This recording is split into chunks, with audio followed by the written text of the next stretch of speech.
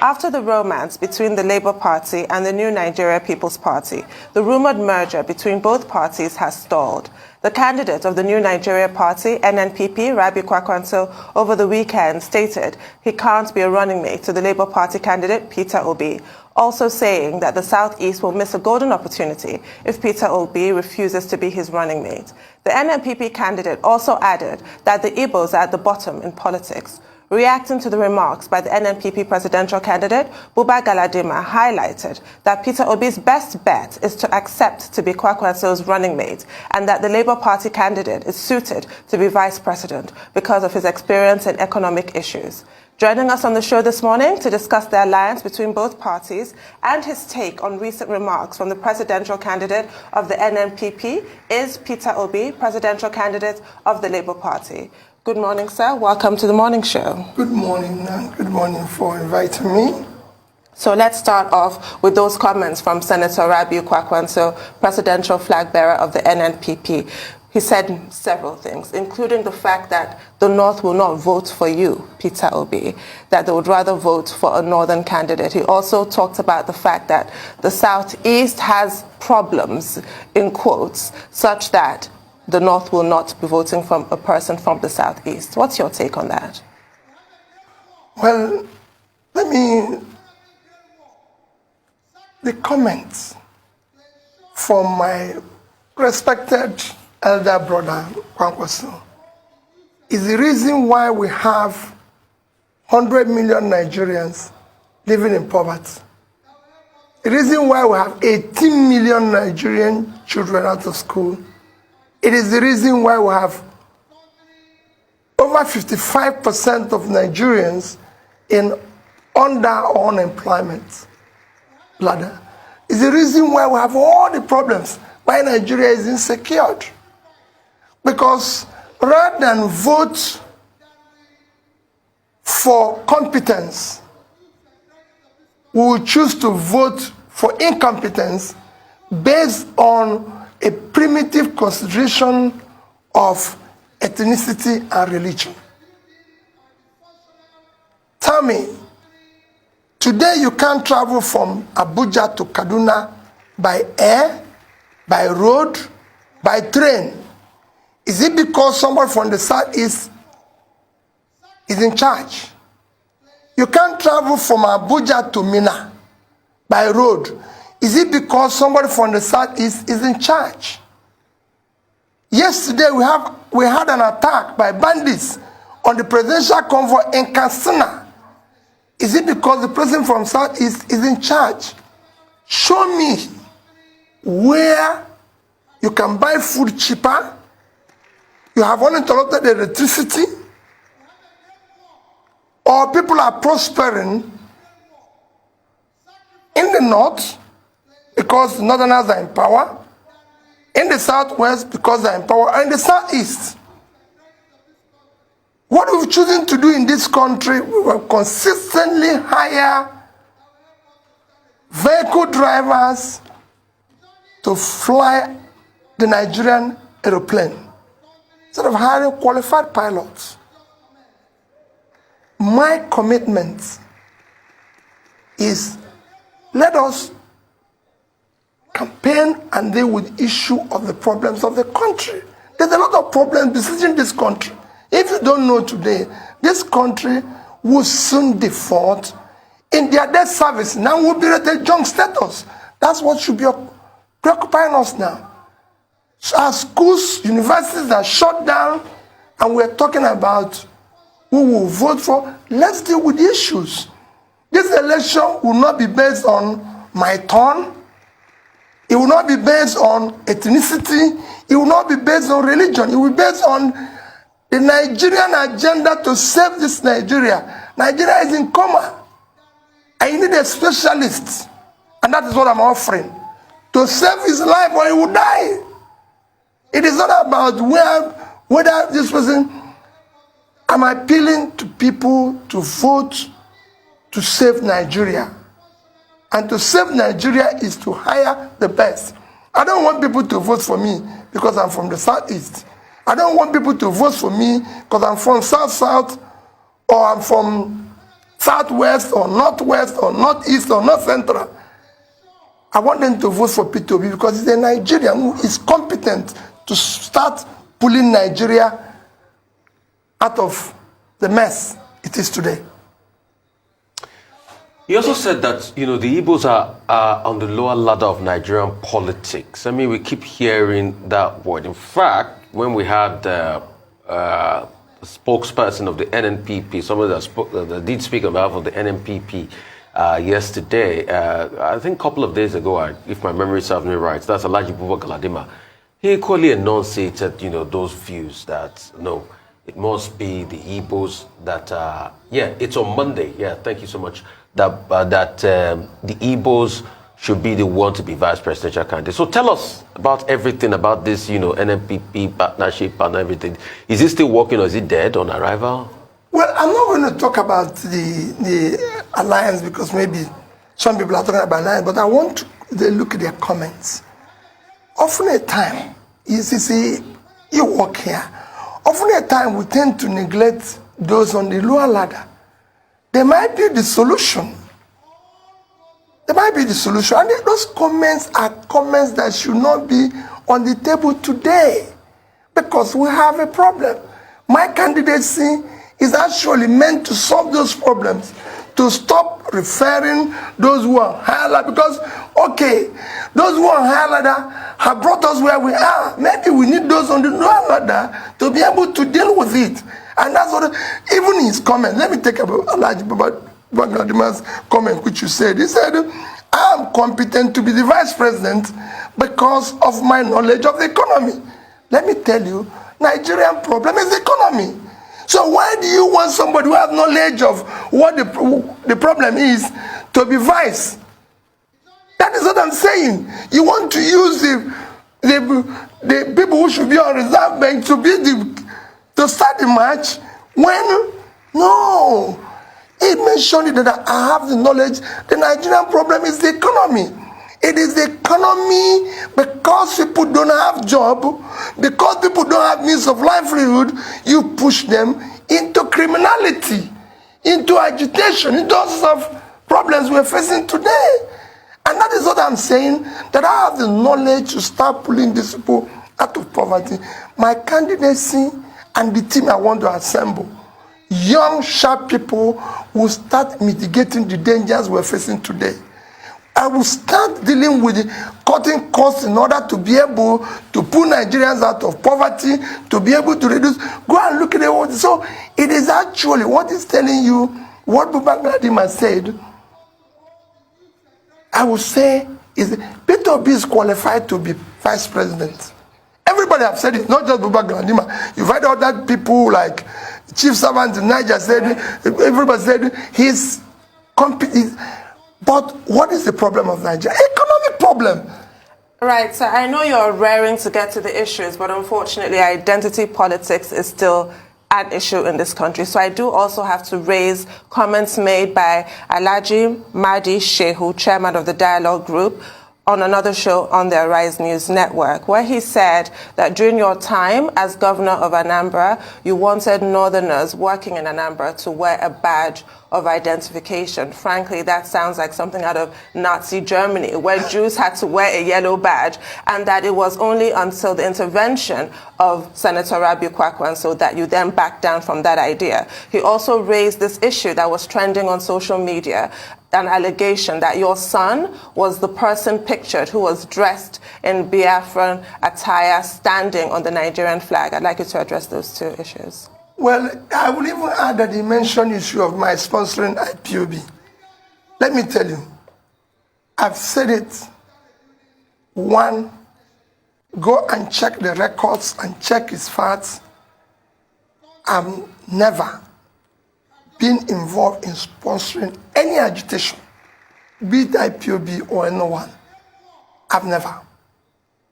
In 2017, which I'm sure you referred, I made a comment. I said, IPOB and all other agitations are as a result of leadership failure over the years that failed to address the critical areas of development. So it was the creation of these things, were a creation of government. And I can say today that if I'm in power, I will deal decisively with all agitations through dialogue and through proper leadership.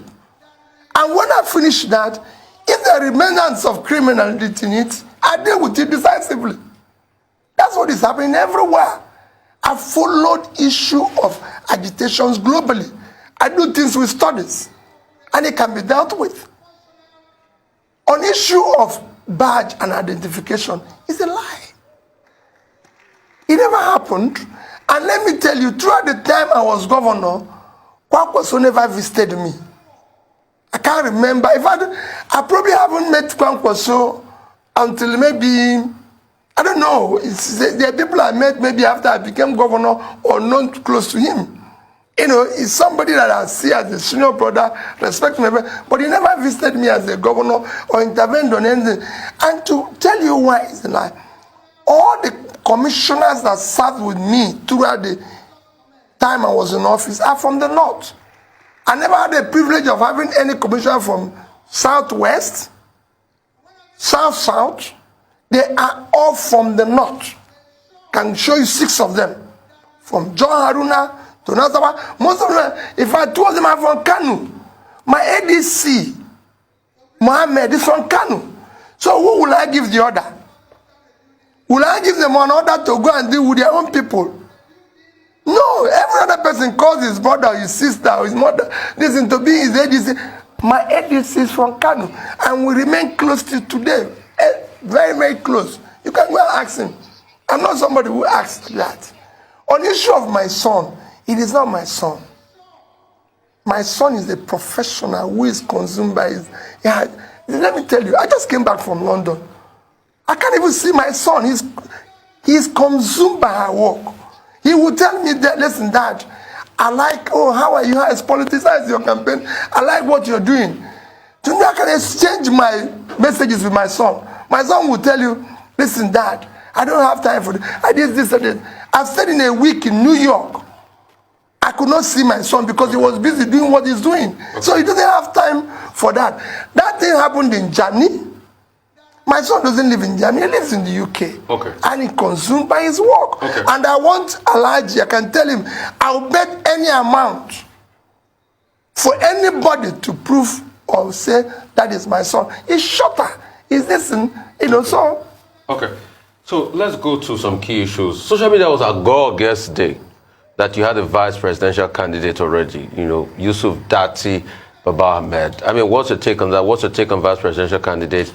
And also, I'd like to ask you, since you're speaking about the issues, you were in Morocco at some point, you were in Egypt, you say you're going to study the power sector. A lot of people are saying, why don't you talk to the stakeholders here? That shows that you're not prepared for this job when you're going around to study.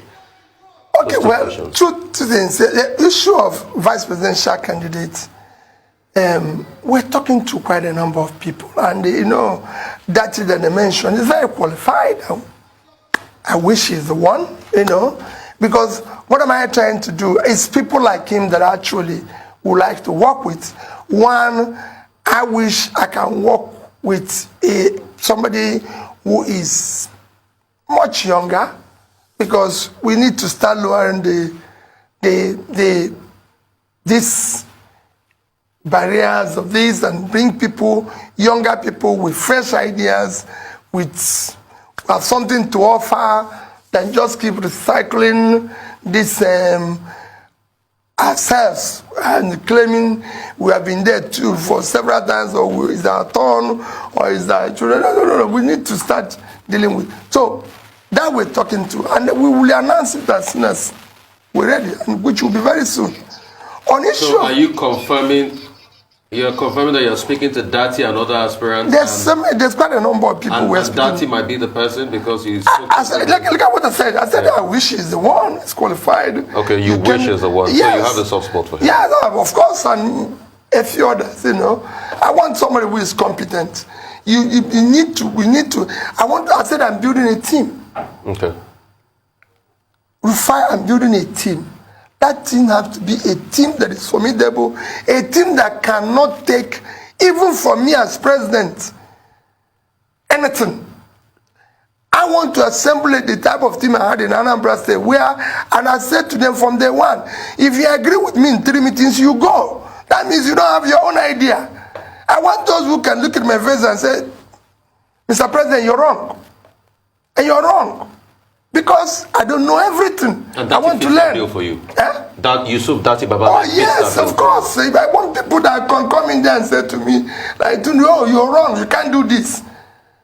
Because that's what we need. We need to save this country. And you can only do that with a team. On the issue of my traveling, let me tell you, leadership and learning is inseparable. If they tell you somebody is doing something well, you go and learn. What are they doing? What are they not doing?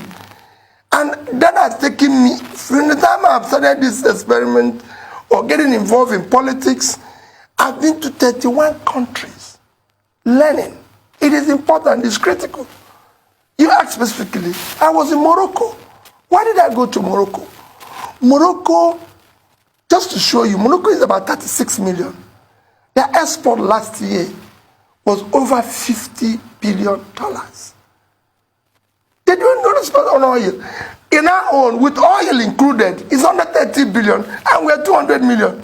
Morocco didn't export any oil. But if the natural resources was small, it was mainly manufactured goods. Vehicle alone was almost 10 billion. In Morocco, Morocco runs the best seaport in Africa, doing twice the tonnage, cargo tonnage of all Nigerian ports put together. Morocco. So I have to go there.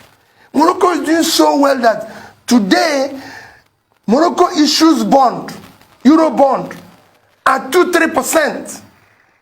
Nobody can, today in Nigeria, people are skeptical about buying Nigerian bond, even at 14-15%. So a differential of about 10 to 13%. Morocco had to go and see what they're doing. I drove from Rabat, the capital, to the port in 3.5 hours. No police, nothing. Straight road, got to the port. You wouldn't even know. You think there's nothing happening in the port. I was there. They viewed the people and everything. That's why I went there. To know what they're doing that we're not doing. You learn. I went to Egypt. Egypt, Vietnam, India deploy the highest, fastest electricity in the past 5 years. And I said, let me start with Egypt. I'm going to go to the other ones. Egypt moved their power generation distribution from less than 20,000 in 2015 to today, 58,000. Those who are asking don't know what happened. That's what they did. You need to go and see what they were able to do. Today, Egypt's power requirement is 30,000 megawatts. Okay. Their generation and distribution is 58,000. I want to study who did the plant, who are the contractors, how did they get the funding. I've been able to ascertain. I visited the plants, went to the company that built it, met with the CEOs, not the small people, the CEOs of the companies that are involved, went to the power holding company of Egypt, met the top people in government who are involved in this, talked a bit with the financiers in Egypt. I've also gone to Europe to meet the financiers. Rufai, what you see here is that people go into government and start giving excuses. What I saw when I came in, what we did, I want to see everything now, calculate the sources on which I'm going to solve it. So when I go there, I hit the ground running. That's what I did in Anambra State. People are saying, have you I'm talking to the stakeholders. And what are they telling you about the power sector here? The same, based on what they told me is why I'm studying this. That's why I'm going to. I don't want to come there and they said, fine, I don't want to go there and start giving excuses. The job of a leader is not to give excuses, is to solve a problem. I don't want to be one of those who will be hired, and when I go there, I start reminding them of where they're coming from. When you're hired because the person there is not doing well. So your job is after talking to the local people here, that's when you went to Egypt to look for solutions? Completely. And the local people here didn't provide any solutions? No. They have you have to blend all these ideas. They've done their own and everything. Let me give you an issue of security. I was with the IG of police the other day.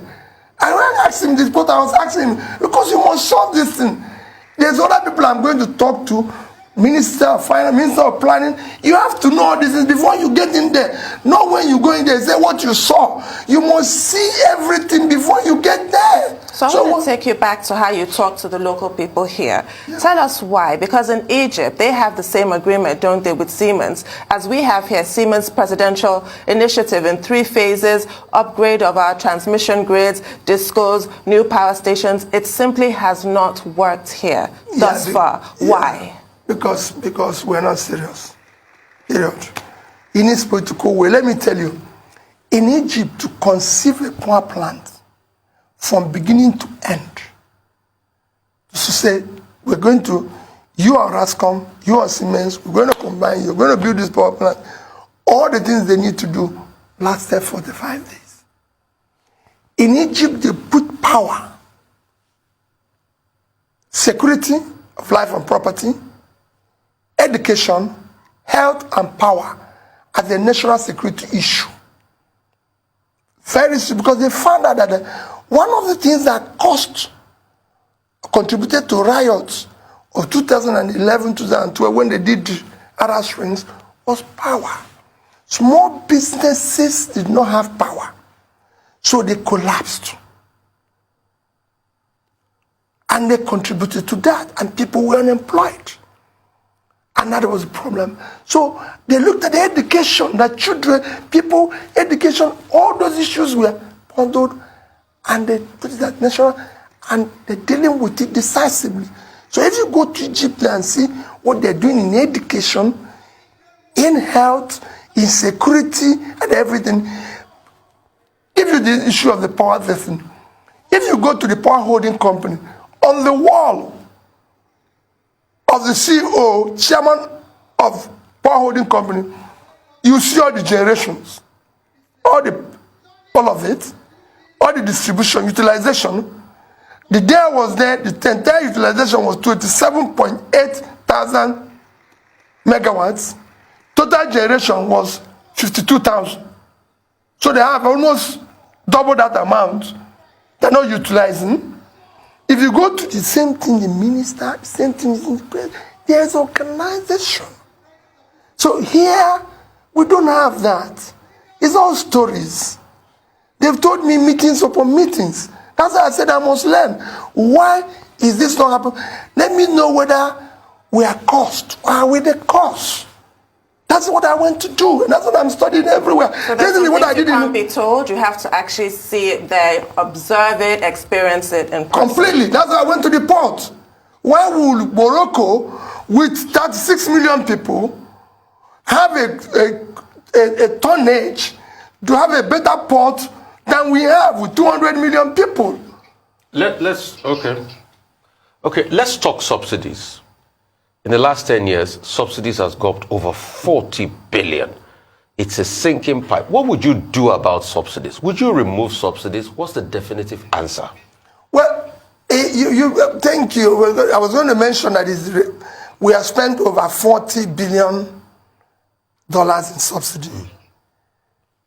Fine. Our total education expenditure in the past 10 years, total education expenditure in the past, in fact, 12 years, is about 8 trillion. So in 10 years, about 8 trillion. 8 trillion is about 20, let me use 400. It's about $20 billion. Tell me, Rufai, which country of the world, the most two critical engine of development is health and education. and your expenditure in health and education in the past 10 years is about $20 billion. Go and check the records. And you spent 40 in subsidy. $40 billion. 40 billion subsidy. Refine to even add. This is 50% of it. If we had spent the next 20 billion in power, we would have been generating and distributing today 20,000 megawatts of we have spent electricity. 16 billion or 16 trillion thereabout in the Australia days. They keep using that 16 billion number in power. For me, yeah.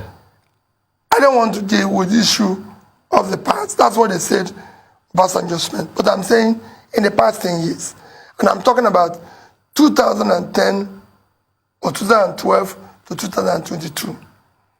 Within this period, this is what we have spent in subsidy alone. Yeah. That means subsidy alone would have solved a lot of our issues in education, in health, and in power.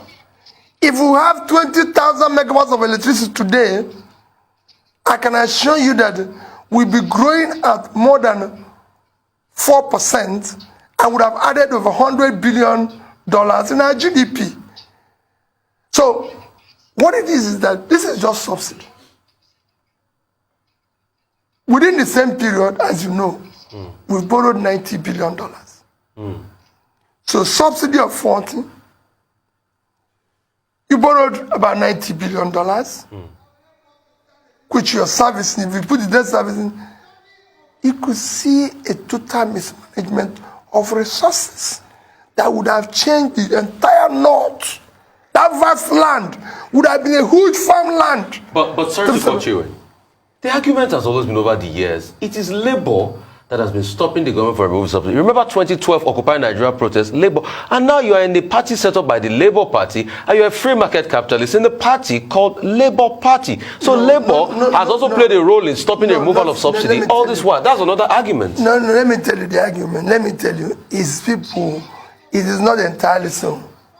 Labour has never been against stopping of subsidy. Can you convince Labour No, let me tell you, we will do it properly, because if you audit what we are importing and consuming, there's no way it will be this amount. And you have to convince people. Let me tell you why people are against removal of subsidy. People are against removal of anything because whenever it's been done, they did not see the benefit. We did privatization. We didn't see the benefit. What we did is that we privatized profits, socialized losses. We did everything we've done. We did other things here that have been done everywhere. If you say you're going to remove this, what are we getting here? The problem you have in Nigeria is that they've removed this, nobody got anything here. So, we are going to do it in such a way that it will be transparent. This is the amount of our importation. This is the amount we are going to spend. And if we reduce it or do this, this is what you're going to get.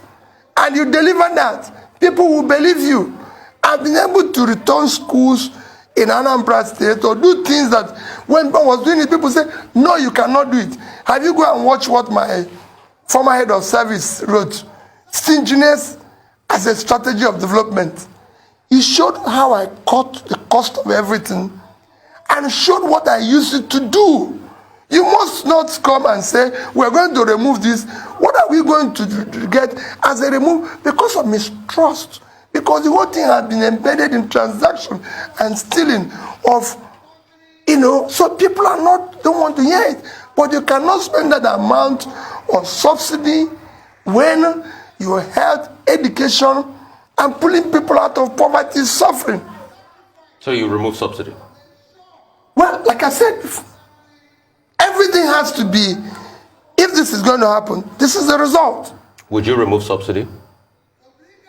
We have to look at it critically. Would you remove subsidy? Remember what I said?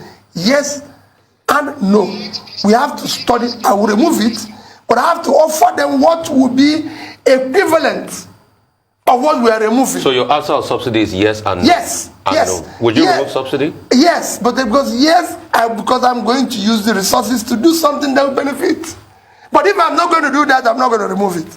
Okay. You must be able to offer something in replacement of what you're trying to do. I cannot spend $40 billion on subsidy and spend 50% of that in education and health. Even in security, where our security budget has not been up to that. Are you saying that subsidy is more important than security of life and property? These are things you must do. You must be able to say, if we keep this, we will not get this. If we keep this, we will not get this. But because of mistrust, I will say that subsidy is a scam. And I still maintain it. So we have to look at it. How much are we importing? Who is consuming it? Why are we going to keep this? And there's so many scams all over the place, including the cost of governance. We're going to look at it. It's not going to be a business as usual. I'm going, and that is why people are telling you, oh, it's good at the economy, it's not good at this, it's not that good, because they know that if I'm at the #1 position, I'll be able to say, no, you can't continue with this. So they want a situation where it will continue, but let Peter Obi be here. If I'm qualified to be vice president, I'm qualified to be president. Okay. On that note, we'll take a short break. Please stay with us. We'll be back with more with Peter Obi.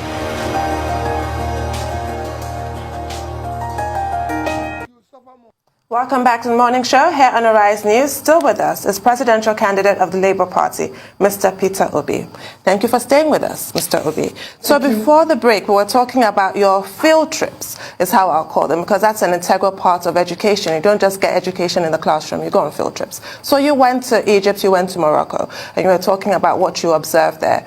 You mentioned the ports. How will what you studied over there impact us here, should you emerge as Nigeria's president? We have underutilized the blue economy quite clearly. How will you address issues of bottlenecks at the ports, bottlenecks on the roads, infrastructure around the ports, cargo turnaround, issues like that? Well, you know, I've been a businessman. I remain a businessman, so I know the enormous cost on businesses and trades because of the bottlenecks at the ports. And I can tell you, this will be decisively addressed, not only just to remove the bottlenecks, but to make ports to become what it should be. Nigeria have what it takes for our ports to contribute at least 3-4 times what is contributing today to our revenue because of our size, and we can have ports for turnaround, for transshipment, importer. The deepest part of the ocean is Port Harcourt area, and it's at the tip. That can use for transshipment. There's a lot you can do with the ports. After what is Singapore that we pride ourselves and talk about every day living on is the ports. That port today is doing business and generating and managing over $200 billion dollars in assets. That's what we need to do. We need to, open up the economy of the place, make it productive. Like I said, the vast land in the north should be farmlands, while Kanu and Kaduna should be a processing center where we're moving goods for export. These are what I've studied, these are what I'm going to do. If you drive from Rabat to the seaport in Tangier in Morocco, all you see is farmland. If you're on the air landing on anywhere, all you see is farmland. In Nigeria, you see vast land and people who are looking for food. These people can be moved from here to here by supporting them, by having critical policies that will help. If you generate power, you will know what power can do to an economy is immeasurable. You have small businesses spring up all over, small production that can help When we talk about all these countries who are doing well now, go and see MSMEs are contributing 60-70% of both their economy and employment everywhere in the world, except here because they are collapsed. Nobody's supporting them. They don't have the power. Even the big corporations, they're having problems now with issue of power. So we're not doing anything. We're not exporting enough. Because of it today, we don't have foreign exchange even to service our debts. There's no reason why Nigeria should not be exporting at least 300 billion worth of exports, not under 30 billion. I said it before, Vietnam, with a quarter of our land, 330,000 square kilometers of land, half of our population, 100 million people, their total export last year was $312 billion. And they all manufactured goods. Electronics is something billion. Clothing, which we are doing in our band everywhere, 32 billion. Footwear, 23 billion. And we're earning 16 billion from oil. Footwear that you can do everywhere. You know, in China, buying Kanu. Kanu used to be a manufacturing center. All the manufacturers in Kanu are complaining. I visited the biggest rice farm processing plant in Kanu last year, Unza, because I had to support it. And that's what I'm talking about when people are talking about east or west or this. I visited Unza. We are supporting him financially, and he's doing the right thing. That's what we should be talking about. Not talking about who is from a lower ladder or upper ladder. If the man from lower ladder will do the job, let's bring him to do the job so we can solve these problems. Okay. And that's what we need. We've been having the port problem. We've not been able to solve it. What specifically would you do to make turnaround time in port about 24 hours? They just put in an app called ATO. We can still solve the problem. Specifically, the first 3 steps. And secondly, when are we going to see your manifesto? Let me tell you. Let me start with the issue of my manifesto. We're going to see it. Rufai pretend today operates on written constitution. Let all these glossy things people write. Let's look at the man who is saying this and who is writing all this. I can hire professors in university and they write something that I don't even believe, that doesn't even make meaning to me. I'm saying, go and look at my records, whatever I've told you. I've experimented in private sector, in public sector, so there's a reference to what I'm saying I will do. When it comes to the issue of ports that you said, I said I'm a trader. I know the enormous cost. If you borrow money today, Rufai, and say you're going to do importation from UK to Nigeria, you borrow money, say, okay, Nigeria, if you borrow money at 20%.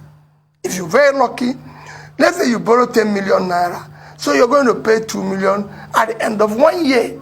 You start to do importation. First is that you will not find the dollar. If you find it, you import goods, you pay for it, and then from UK, it takes 2 weeks to come to Nigeria. It takes you 3 months to clear Nigerian port. So what will you do to change that? So you are paying interest for 3 months on your 2 million for nothing. You can change it. You clear goods in Cotonou in 2 days. I'm just putting it, even do it in 1 day. You do it in Ghana, do it in Ivory Coast. I've been involved with the port.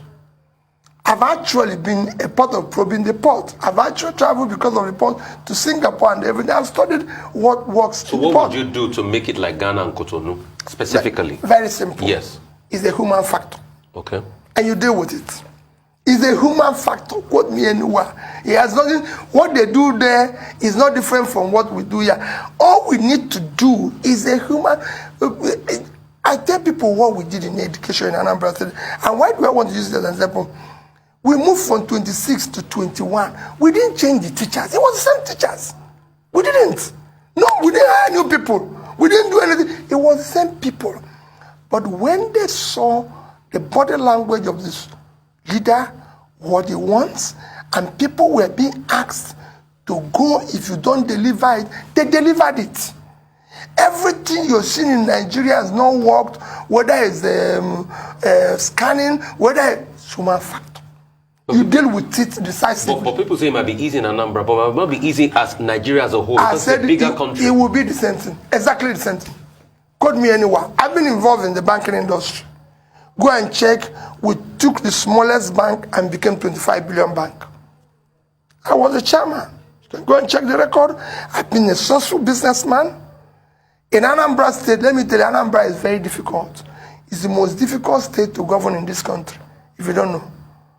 So it is, we will beg people, we will plead with people, we will dialogue with people. We're not going to shoot them, we're not going to do this. Go and ask, you could see me every day begging, appealing, and we'll do it, but we'll be decisive. Because it must work. We want this to become an engine of production. What has changed countries is production. Go and check, even in Europe, the Spanish people were enjoying and selling their goods when Netherlands was busy investing in production. Today, Spain is a problem. Netherlands is doing well. A country with 33,000 square kilometers of land and far less population. Total export last year was $650 billion. I must get this place to work. So what I'm hearing here, the recurring theme, is that a lot of our failings so far are due to human behavior, whether it's political will or just generally how we conduct ourselves. Which leads me to my question about some of your supporters who attack, vilify people who don't agree with you or support you. How do you address that more militant end of your supporters that obviously have contributed to what's been described as the Peter Obi phenomenon, but some people find it off-putting? Well, let me tell you, I don't agree entirely. Some of those people you're hearing, or who are vilifying people, are not my supporters. There are people who have been paid by my opponents to infiltrate my supporters and do wrong. And then they say it's Peter Obi's supporters. I'm telling you, some of them. And today, people are being paid. In fact, what they say and do to me is far more than what they do to any company. People are being paid to say all sorts of things about Obi, labeling him is incompetent, labeling him whatever it is. It's just like it's the issue of my son. My son, for example, like I said, is a hard-working young man. Since he left university, he never asked me for £1. He will tell you I'll earn the money. I have always cared about Nigeria. He will always tell me, say, listen, if I tell my son now, I'm going to buy you this, he said, listen, sir, listen, daddy, you have a lot of people you're supporting in Nigeria. I can support myself. Support them. I'm dad. If you say this thing, I'll have a lot of my friends. Let me tell you my last discussion with my son. He said, a lot of my friends want to go back to Nigeria. But they have fear about this. Is there any way, if you have opportunity, you can make it better for all of us to come back? We want to come back. He was born, raised in the UK, went to school, is working, and he feels for the Nigerian child every day. As you know, my daughter had to even come back and start teaching in a secondary school here. So that's where they feel. They feel, what can we do to help? If I say to any of them, I'm going to say, take the money. You have people you're paying for. Why don't you support this school? Why don't you do this? Why don't you do this? I saw you giving computers to school. Keep doing that and everything. They have so passionate about, why don't we do good? Why don't we do this? So for me, I don't have people, and that's why most of the time you even see me, apologizing and doing this. If they even say to me, you have to stop apologizing, I said, listen, this is me.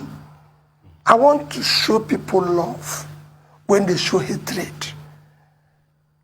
When you say people in the north, for example, will not vote for me, they are voting for me is that I'm going to solve their problem. I want people in the east to vote for people based on their competence, not vote for Peter because he's from the east. Okay. Real quickly, so I got a couple of questions here while you were speaking, and we'll just go through some of them. Yeah. A lot of people say you keep talking about Anambra, but did you hold local government elections where you were in Anambra? How did you hold the local government money? They're also asking that why are you not in Osun now campaigning for the candidates of your party in Osun State? And they are also saying we should ask you that would you restructure Nigeria, yes or no? Those 3 questions. Okay, fine. Local government election. Go, fine, I'm giving you a mandate. Go to Anambra State and see why local government election was not held when I was there. Those who went to court against it are those who are asking you this question. 2, who asked how their money was managed. It's simple. Just, I'm going to bring journalists, investigative journalists, who will go. And if they tell you that there's anywhere Peter Obi was managing local government funds and everything, well, in fact, it was one of the most efficient managed funds while I was there. Because that's how we cleared $35 billion naira worth of pension and gratuities being owed to them. My commissioner for local government was Azoke Nemo. Well, ask anybody.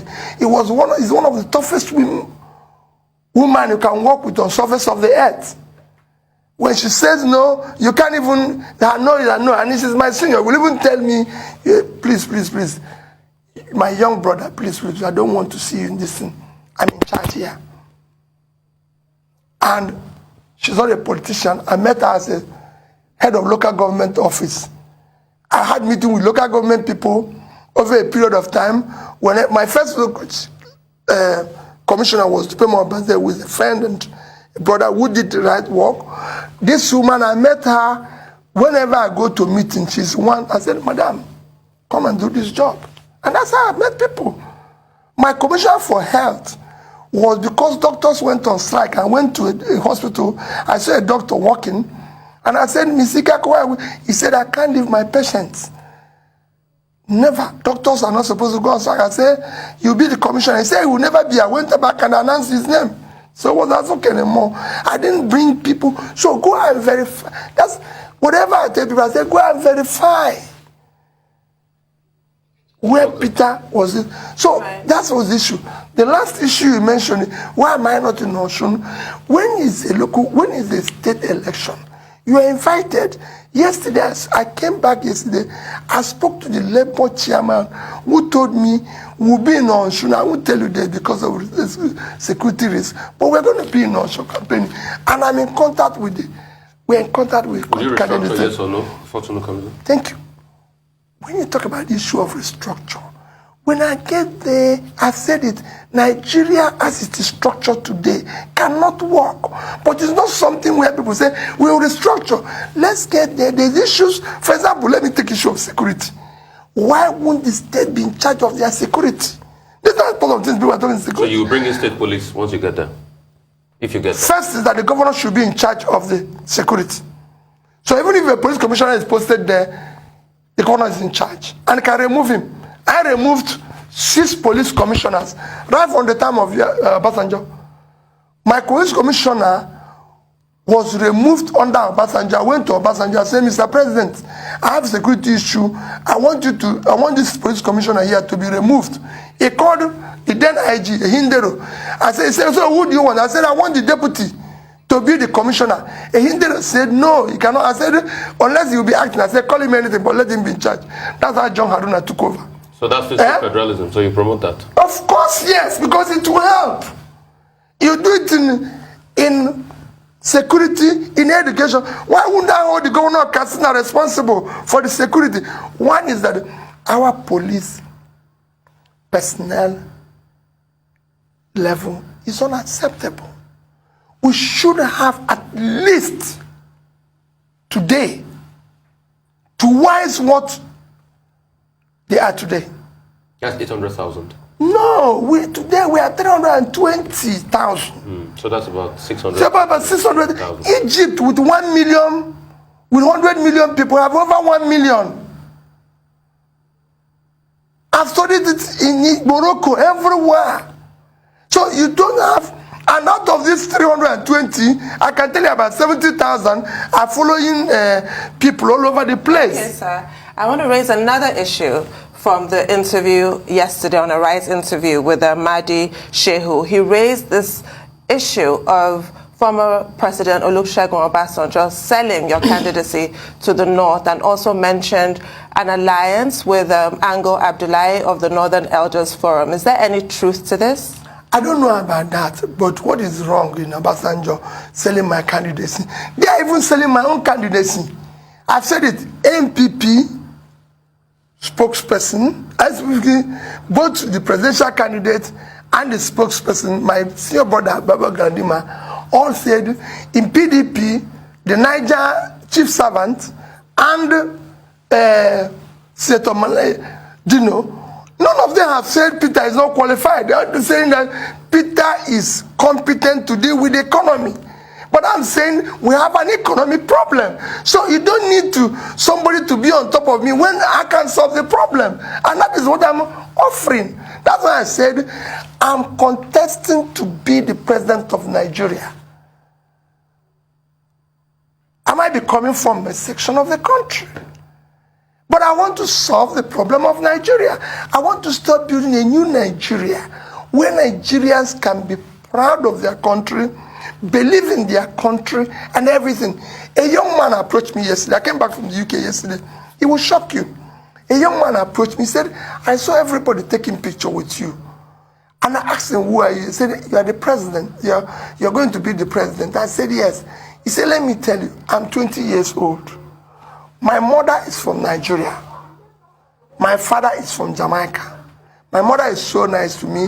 I want to come to Nigeria. I want to be able to set up a business, employ people, I help them. But just like what my son will tell me, so many of my friends don't want to come because they feel it's not this, it's not that. I said, that's what we're trying to do. When we arrived at the airport here, I saw that same young man being interrogated by immigration, this one. Even normal thing, trying to harass him, I called them and I said, let me tell you, this young man is coming to this country for the first time. He believes in this country. That's why he's coming. By the time people will finish with him here, he will go out, he will not come back. So they left him. He came and hugged me and gave me and says, I know I can't vote for you, but I don't know what I'm going to do to help you. Can I collect your number? I gave him my number. He gave me his number. He said, because of me, we need to do things that will bring people hope. We need Nigerians to be proud that they are part of this country. We need to go to sports and compete as the Nigerians. People are not proud to say we are Nigerians. Canadians are hiring Nigerians every day. Other countries are hiring them. They are not asking them whether you're from the east or west. When you go to a doctor, I've been to I've said it, I've never been sick. One time they said I would remove a procedure in the UK. I went to St. Mary's and Elizabeth Hospital. As I entered that theater, two people appear. They are black. One is from Ondo. The other one is from Southeast. They were doctors. I didn't have to say you can't operate me because of this. So many prominent Nigerians are seeing the same thing. Nigerians from the Southeast are all working in Saudi Arabia. Nobody's asking them where they're from. Even Dubai we go to celebrate. It's a Muslim country. We all want to go there. If you go there, the only Catholic church, St. Mary's Catholic Church, is built by the Emir of Dubai. It's written there. Okay. I met him there once. He goes there 3 times a year, during Christmas, during Easter. Okay. So why are we here basing issues on his religion, his ethnicity, his my tongue? We want to remove all this. Okay. I want it to be turn of Nigerians. Okay. Turn of the Nigerian children, turn of Nigerian youth to take back their country, and I'll help them to rebuild it. You went to see Governor Wike before he traveled. What did you discuss with him? Was it politics? Was there another alliance? And you just came back from the UK. What was the trip like? What did you go do? I went to see Governor Wike because he's the governor of a state that is strategic and important to the future of what I say. And I'm happy they're suing the ports. The ports in Port Harcourt can help to decongest the port in Lagos and help to what I want to do with the ports. We must generate appropriate revenue than we're presenting today. And I went to see him. I didn't go to see him to be another gang up or association and everything. And Governor Wike, notwithstanding anything, I've been very close, very cordial and everything. Everything I've invited him. Don't forget, this year I went to commission things for him and everything. I have so many things that we're friends. He's one of those who even supported me when I was governor. He gave me the Ministry of Education when he was there. I had issues with teachers, with this, because of my position. He came, he supported me with the UBEC money, with everything. So I'm going to visit every governor in Nigeria, though, to plead with them to understand. We must build a better Nigeria. Nigeria is at the brink now. Like I said, in a short while, we will not be able to service our debts. That's what we should be discussing. When we don't service our debts in the next trench, the risk to junk status will be finished. You see our dollar now, every day, no dollar anywhere, except the ones they're sharing, which must stop. Rufai also asked about your trip to London. Well, all my trip these days, you can ask, I came back with Pat Tommy. You can ask him the type of people I'm meeting. Rufai, this is time for me to meet all those that can help. Not when I go into office and I start looking for them. I'm talking to people that can help us to find the funding, find the support, to be able to turn around the situation we're in. Like I said, I gave a reference of people, somebody you can call, who have an idea, the type of people I'm talking. And it's just, and you can see how my trip is. It's one day. I was in London only on Monday. I arrived London Sunday, finished my meeting on Monday, left the same Monday night. So it was a business meeting, talking to people. I have a lot of other people I'm going to see in Europe and everywhere, talking, how are you going to help us? So when I have the opportunity to assemble this team of new Nigeria, a Nigerian movement that everybody will be proud of, it can start. Okay.